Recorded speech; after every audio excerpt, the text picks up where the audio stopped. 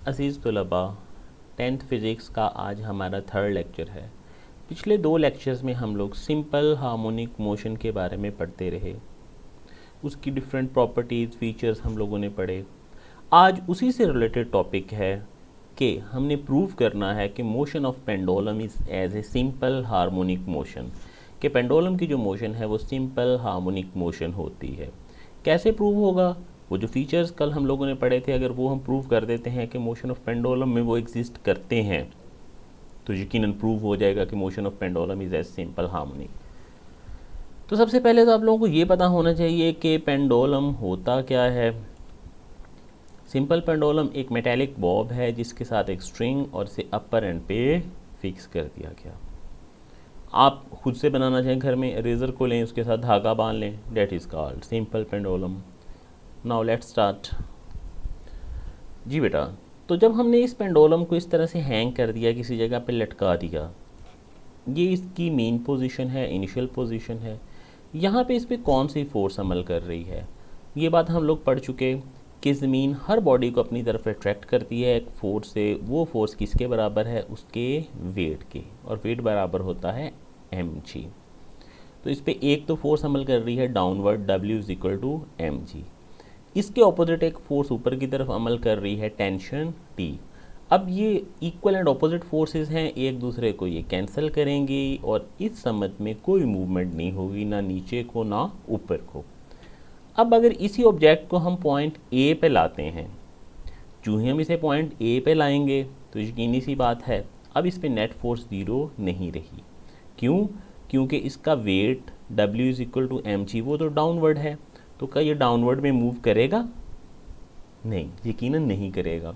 आप कहेंगे कि ये तो A से O की तरफ को मूव करेगा, तो ये A से O की तरफ क्यों मूव कर रहा है?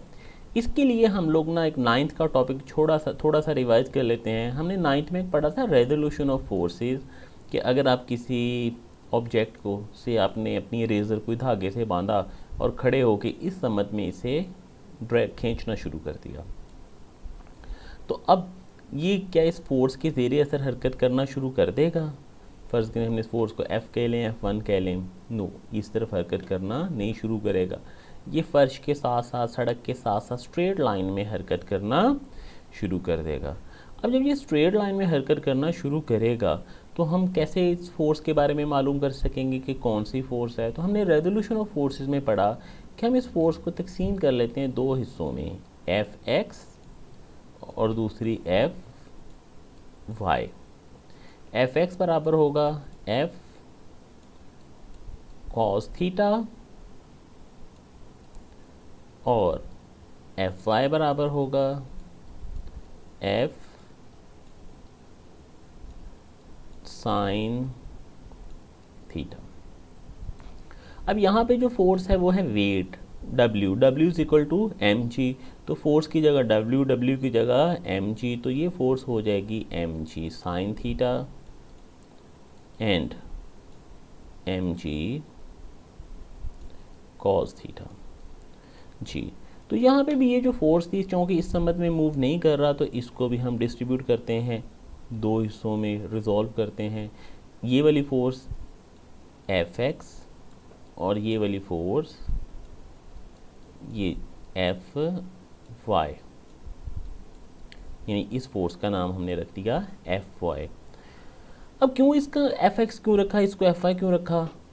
ये आप लोगों ने मैथ में पढ़ लिया होगा कि हम परपेंडिकुलर और बेस किसको कहते हैं? जो हमारे पास एंगल ऑफ कंसिडरेशन होता है, इसके सामने वाली लाइन को हम परपेंडिकुलर कहते हैं और उसके साथ अटैच लाइन को हम बेस कहते हैं। यानी बेस मतलब Fx होगा और परपेंडिकुलर Fy। तो यहाँ पे भी, यहाँ से ये फोर्स एंगल बना रही है, तो ये वाली लाइन Fx कहलाएगी, उसके सामने वाली लाइन Fy। ये और ये लाइन आपस में पैरेलल हैं, तो आप इसको इस लाइन को mg साइन थीटा कह लें या फिर इसको कह लें, एक ही बात है। अब आती है बात mg cos थीटा की तरफ। तो इसके अगेंस्ट एक फोर्स स्ट्रिंग में है, टेंशन, तो इस डायरेक्शन में तो इसमें कोई भी मूवमेंट नहीं होगी, इसकी तमाम की तमाम मूवमेंट होगी इस फोर्स mg साइन थीटा के ज़ेरे असर। तो इस फोर्स की वजह से ये वाला ऑब्जेक्ट हरकत करना शुरू करेगा A से O की तरफ। क्या होगा जनाब कि इस फोर्स की वजह से ए से ओ की तरफ हरकत करना शुरू करेगा और हरकत करते करते पहुंच गया ओ पे।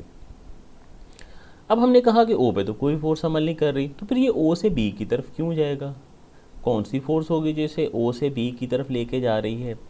तो ये भी हम लोग ना 9th में पढ़ चुके हैं इनर्शिया के बारे में। हमने पढ़ा था कि इनर्शिया क्या है। Inertia property of body which continue its state of rest और मोशन। कोई भी बॉडी जिसकी प्रॉपर्टी जिसकी वजह से वो कंटिन्यू करता है अपनी रेस्ट को या मोशन को, तो ये इनर्शिया की वजह से ओ से बी की तरफ हरकत करता जाएगा, कंटिन्यू करेगा अपनी स्टेट ऑफ मोशन को। अब बी पे पहुंच गया। बी पे जाने के बाद अगेन वही सूरत हाल ए वाली बन गई कि नीचे की तरफ को weight W is equal to mg, एक डायरेक्शन में mg cos थीटा और दूसरी डायरेक्शन में mg साइन थीटा। तो mg साइन थीटा की वजह से बी से ये वापस ओ पे आ जाएगा। ओ पे आगे रुकेगा नहीं इनर्शिया की वजह से ए पे। तो इस तरह से ये बॉडी जो है ए से बी, बी से ए से बी और बी से ए तक के दरमियान में वाइब्रेट करना शुरू कर देगा। इस पूरी की पूरी डिस्कशन में हम क्या प्रूव करने में कामयाब हुए? हम ये प्रूव करने में कामयाब हुए कि जो सिंपल पेंडुलम है इसकी मोशन है वाइब्रेटरी। अब हम नेक्स्ट मूव करते हैं। ये बात भी आप लोगों के जहन में होगी कि जब भी कोई बॉडी एक हायर पॉइंट से लोअर पॉइंट की तरफ ऊंचाई से नीचे आ रहा होता है तो इसकी वेलोसिटी इंक्रीज़ होती है, और जब नीचे से ऊपर जाता है तो इसकी वेलोसिटी डिक्रीज़ होती है और हाईएस्ट पॉइंट पे पहुंचते पहुंचते इसकी वेलोसिटी हो जाती है 0। अब ये ए थोड़ा सा ओ से हाइट पे है, तो जब ये बॉडी ए से ओ की तरफ आएगा तो यकीनन इसकी वेलोसिटी में इजाफा होगा, इसकी वेलोसिटी बढ़ना शुरू हो जाएगी। और जितना इसकी वेलोसिटी ने बढ़ना था ना ओ तक बढ़ लिया। क्यों? क्योंकि ओ के बाद इसने फिर हाइट पे जाना है, वेलोसिटी ने कम होना है। तो यहाँ पे आके इसकी वेलोसिटी हो जाएगी मैक्सिमम, यानी ए से ओ की तरफ आते हुए वेलोसिटी में इजाफा हुआ और यहाँ पे आके हो गई मैक्सिमम। ये बात कल भी मैं आपको एक्सप्लेन कर रहा था कि जब वेलोसिटी इंक्रीज हो रही है तो जिस सम्मत में वेलोसिटी होगी एक्सेलरेशन भी उसी सम्मत में होगा, मतलब एक्सेलरेशन होगा ए से ओ की तरफ।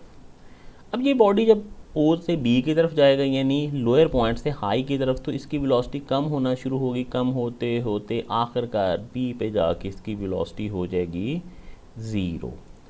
अब ये बात भी कल आपको एक्सप्लेन की थी कि जब कोई भी बॉडी लोअर से हायर पॉइंट की तरफ जा रहा है तो उसकी वेलोसिटी डिक्रीज़ हो रही है, तो अब क्या होगा, इसका एक्सेलरेशन होगा ऑपोजिट डायरेक्शन में, यानी अगेन एक्सेलरेशन होगा ओ की तरफ। तो इस पूरी डिस्कशन में हमें क्या पता चला कि जब बॉडी ए से ओ की तरफ आ रहा है तो एक्सेलरेशन है ओ की सम्मत में, जब ओ से बी की तरफ जा रहा है तो अब भी एक्सेलरेशन है ओ की तरफ, मतलब acceleration is always acting towards the mean position. और यही हमने प्रूव करना था। तो नाउ लेट्स प्रूव्ड कि motion of simple pendulum is the simple harmonic motion. अब आप बेटा बुक को देखें अपनी को, पेज नंबर 4 और 5 से हम इसे लर्न करेंगे। सिंपल पेंडुलम की डेफिनेशन आप प्रिपेयर कर लेंगे, इसके बाद इसे लॉन्ग क्वेश्चन में आप प्रूव कर लेंगे जहाँ पे लिखा हुआ है hence the motion of simple pendulum is simple harmonic motion. पहले वाले पैराग्राफ में टोटल को आप रीड आउट करेंगे तो आपको अंदाज़ा हो जाएगा कि यही प्रूव किया गया है यहाँ तक कि इसकी मोशन जो है वो वाइब्रेटरी है। इसके बाद अगले पैराग्राफ में सारा का सारा एक्सेलरेशन डिस्कस किया है। तो याद आपने इसे लॉन्ग में करना है, यहाँ से लेके यहाँ तक। इसकी ये डायग्राम भी आपने याद कर लेनी है और ये इसका टाइम पीरियड का फार्मूला भी याद कर लेना है। तो आज के लेसन में आप लोग कैसे लिखेंगे, सबसे पहले आप सिंपल हार्मोनिक मोशन की डेफिनेशन लिखेंगे, फिर आप प्रूव करेंगे कि motion of simple pendulum is a simple harmonic motion, long में लिखेंगे डायग्राम बनाते हुए। तो थैंक यू बेटा, आई होप कि आप लोगों ने अच्छे से समझ लिया होगा। फिर भी अगर आपको किसी किस्म की कोई कन्फ्यूजन हो, कोई भी क्वेश्चन हो, तो आप कॉल पे या व्हाट्सएप पे मुझसे रब्ता कर लीजिएगा। अल्लाह हाफिज़।